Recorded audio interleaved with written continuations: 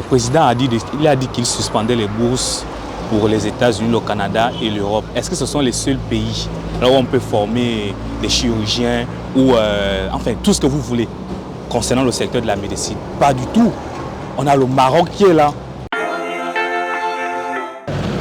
Bonjour chers internautes, le président de la République, Brice Clotaire Oligui Nguema, a récemment fait une déclaration qui a suscité de vives réactions.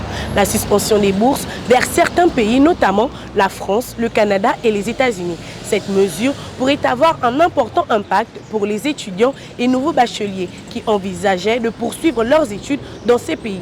Nous vous avons posé la question à ce sujet, voici quelques réponses. En tant qu'étudiant, on m'envoie au Canada et autres, l'État me finance, mais après, quand je termine, je trouve du travail, je reste là-bas, soi-disant, les conditions sont plus favorables là-bas. Mais je ne rends pas service à mon pays. Je ne peux pas rendre service à mon pays en le faisant en fait. L'idéal serait quoi? Je termine mes études, je dois être redevable à l'État. Comment est-ce que je peux être redevable à l'État? Tout simplement en venant travailler, exercer pendant un certain nombre, déjà qu'il y a des années qui ont été bien définies pour cela. Pour exercer, après, bon, je pourrais maintenant être un électron libre. Je ne pense pas forcément que ce soit une mauvaise initiative parce que ça permet au Gabon de garder les jeunes ici et de promouvoir plus d'emplois au Gabon.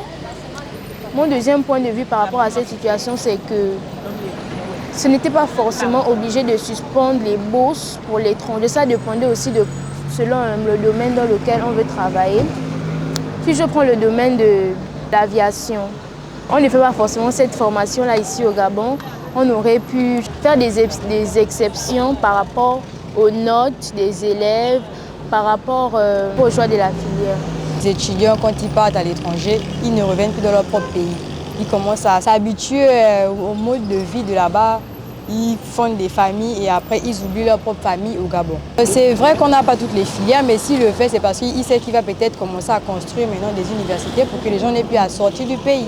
Mais sinon, moi, je vote pour sa décision. Mais il doit seulement revoir pour commencer à trier pour ceux qui peuvent partir et ceux qui peuvent rester. Transférer des étudiants chaque année vers l'étranger est tout à fait coûteux pour l'État. Donc il faut revoir toutes ces charges-là. Et il y a des filières qui existent dans notre pays, dont on n'a plus nécessairement besoin d'envoyer les étudiants à l'étranger pour cela.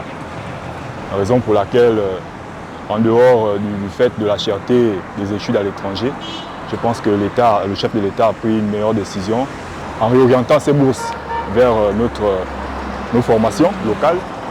Et ce que nous souhaitons, c'est que l'État améliore juste les conditions d'apprentissage pour les étudiants qui résident dans notre pays. Comme vous l'avez constaté, cette mesure suscite encore de vives réactions et celles-ci ne sont pas prêtes de s'arrêter. Le débat reste ouvert. N'oubliez pas de vous abonner à nos différentes pages et surtout, restez connectés sur News Live.